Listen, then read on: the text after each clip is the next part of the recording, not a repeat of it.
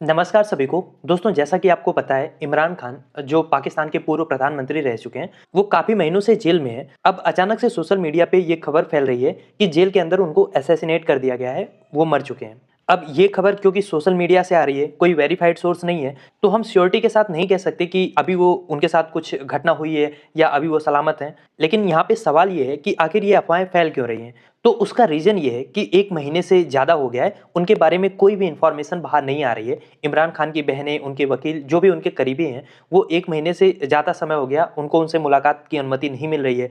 और जब एक देश का पूर्व प्रधानमंत्री जिसकी सुरक्षा, स्वास्थ्य भले ही वो जेल में हो, लेकिन अगर उसकी अपडेट में इतनी ज़्यादा सीक्रेसी बरती जा रही है, तो फिर जनता के बीच में, उनके समर्थकों के बीच में बहुत सारी थ्योरीज आ जाती हैं, जिस पे लोग विश्वास करना शुरू कर देते हैं। और विश्वास करने का रीज़न केवल ये अफ़वाहें नहीं है या जिस तरीके से उनके बारे में कोई अपडेट नहीं आ रही है, वो नहीं है। दरअसल अगर आप पाकिस्तान का इतिहास भी देखेंगे ना, तो वो इतना डरावना रहा है, वहाँ पे ये चीज़ें ऑलरेडी हो चुकी हैं। इसीलिए इमरान खान की लीगल टीम के सदस्य जो अदियाला जेल के बाहर मौजूद हैं, वो खुली तौर पे ये आशंका जता रहे हैं, ये बयान दे रहे हैं कि कहीं खान साहब को या तो किसी दूसरी जेल में चुपके से शिफ्ट कर दिया गया है या तो फिर उनको कोई नुकसान पहुँचाया गया है। इसी वजह से उनके बारे में कोई अपडेट बाहर नहीं आ रही है। अगर हम इसको थोड़ा इसके बैकग्राउंड से समझने की कोशिश करें, तो देखिए, इमरान खान जब गिरफ्तार हुए थे, तो शुरुआत में उनको अटक जेल में रखा गया था। वहाँ भी हालाँकि वो बहुत हाई सिक्योरिटी जेल है, लेकिन उनकी लीगल टीम, उनके परिवार को, उनकी कंडीशन, उनकी सिक्योरिटी को लेके चिंता थी। बाद में इसी वजह से उनको अदियाला जेल में शिफ्ट किया गया और अब अचानक से उनसे किसी की मुलाकात ना करने देना, उनके बारे में कोई अपडेट ना आना, किसी तरीके का कोई मैसेज भी इमरान खान का नहीं आ रहा है,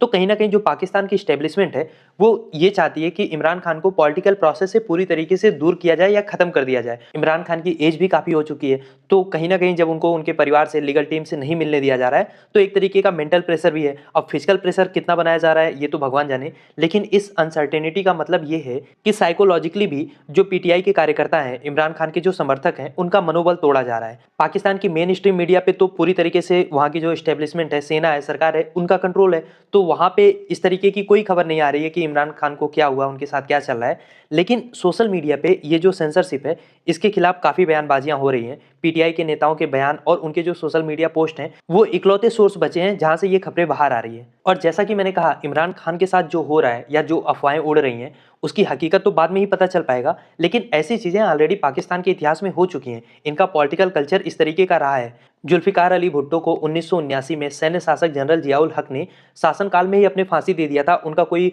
फेयर ट्रायल भी नहीं हुआ था। बाद में पाकिस्तान की सुप्रीम कोर्ट ने इस बात को एक्सेप्ट भी किया कि उनको ट्रायल का मौका भी नहीं मिला। तो आप समझ सकते हैं कि पास्ट में ये चीज़ हो चुकी है और ऐसा नहीं है कि अब पाकिस्तान में कोई बहुत बड़ी या बहुत अच्छी सी डेमोक्रेसी आ चुकी है।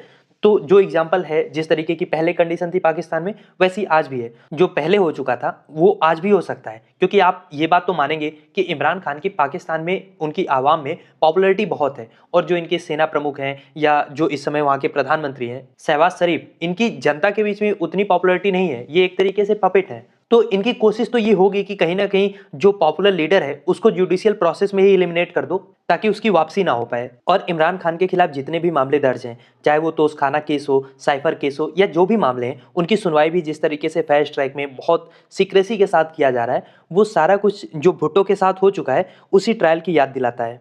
और इमरान खान के आज जेल में होने की वजह, जो उनका जेल का सफ़र है, वो भी कहीं न कहीं जो उनका बोल्ड और एंटी एस्टेब्लिशमेंट, या यूँ कहें खुले तौर पे जो सेना के खिलाफ उन्होंने बोला या अपना रवैया बनाया, उसी का नतीजा है। और यही नहीं, 2022 में इमरान खान के ऊपर हमला हुआ और वो उनके और सेना के बीच में टेंशन का, आप कह सकते हैं, पीक पॉइंट था। और इस हमले के बाद इमरान खान ने भी खुलकर जो सीनियर मिलिट्री ऑफिशियल थे, उन पे आरोप लगाना शुरू किया।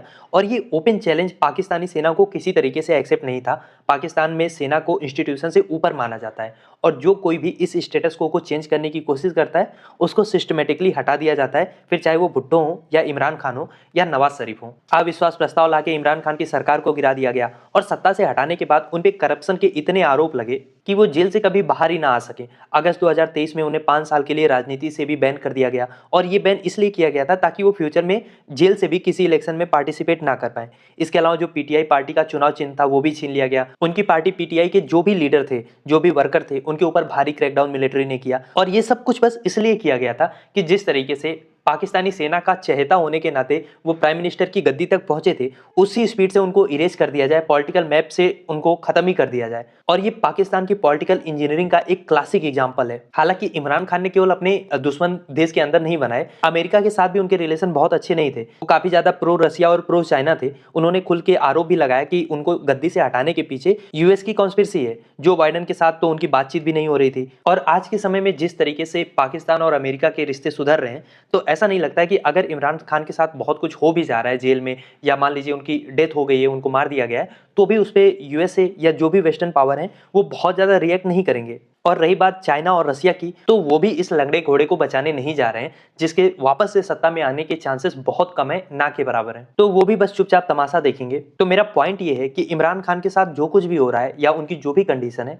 उसमें आपको बहुत ज्यादा इंटरनेशनल आउटरीच देखने को नहीं मिलेगा। तो सवाल ये है कि अगर मान लो इमरान खान को जेल में मार दिया गया, उनको एलिमिनेट कर दिया गया, तो इसका पाकिस्तान के ऊपर असर क्या पड़ेगा? देखिए, आइडियल सिचुएशन में क्या होता, पाकिस्तान के अलावा अगर कोई और देश होता तो इससे उसकी इकोनॉमी प्रभावित होती, लोग सड़कों पे आते, प्रोटेस्ट करते, और जब ये पॉलिटिकल इनस्टेबिलिटी होती तो आईएमएफ का जो इनको फंड मिल रहा है, बेल आउट पैकेज मिल रहा है, वो भी रुक सकता था। जो थोड़ा बहुत फॉरेन का निवेश आ रहा है वो भी बंद होता, क्योंकि इन्वेस्टर जहां पे भी निवेश करते हैं वहां पे वो पॉलिटिकल स्टेबिलिटी चाहते हैं। इकोनॉमिक रिफॉर्म के जो भी एजेंडा है वो पूरी तरीके से पटरी से उतर सकते थे, आईएमएफ प्रोग्राम खतरे में पड़ सकते थे। लेकिन मैंने आपसे कहा ना कि आइडियल सिचुएशन में ऐसा होता, लेकिन पाकिस्तान को इससे कोई फर्क नहीं पड़ रहा है। इनको ट्रम्प को खुश रखना है, चाइना को खुश रखना है, भीख में जो पैसा मिलेगा वो इनकी सेना का जेब भर देगा। और रही बात पब्लिक की, तो उसके ऊपर क्रैकडाउन कैसे करना है ये पाकिस्तान को प्रॉपरली पता है।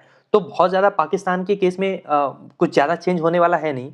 हालांकि जो भी अभी पीटीआई के हार्डकोर सपोर्टर हैं, जो उनके वर्कर्स हैं, वो सोशल मीडिया पे अपनी आवाज उठा रहे हैं, हैशटैग इमरान खान की सेफ्टी वगैरह चला रहे हैं, लेकिन इससे कुछ चेंज होगा जमीन पे, इसके चांसेस कम है। कन्वेंशनल मीडिया में इसको लेके पूरी तरीके से ब्लैकआउट है। हालांकि पीटीआई समर्थक ने पिछली बार बहुत बड़ा वायलेंट प्रोटेस्ट किया था, जिसमें उन्होंने सेना के इंस्टॉलेशन पे भी हमला किया था, लेकिन उसके बाद जिस तरीके से सेना ने रूथलेस क्रैकडाउन किया था, तो ऐसा प्रोटेस्ट वापस से होगा इसके चांसेस भी कम लग रहे हैं। और अभी मैं आपसे fair trial, rule of law, political accountability की बात करूं, तो पाकिस्तान के साथ ये सारी चीजें एक लाइन में फिट बैठती नहीं है।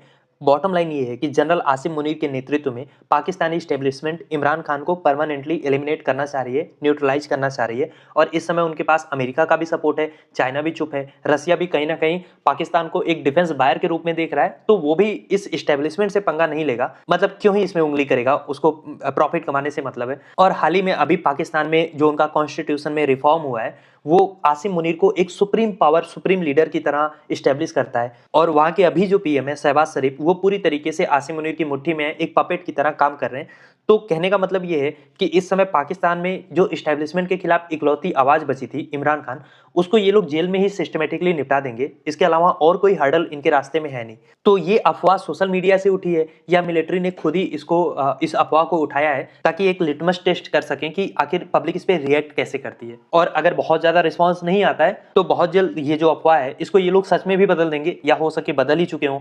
खैर, आप क्या सोचते हैं इस अफवाह के बारे में, आई मीन इस टॉपिक के बारे में? लिखिए अपनी राय कमेंट बॉक्स में।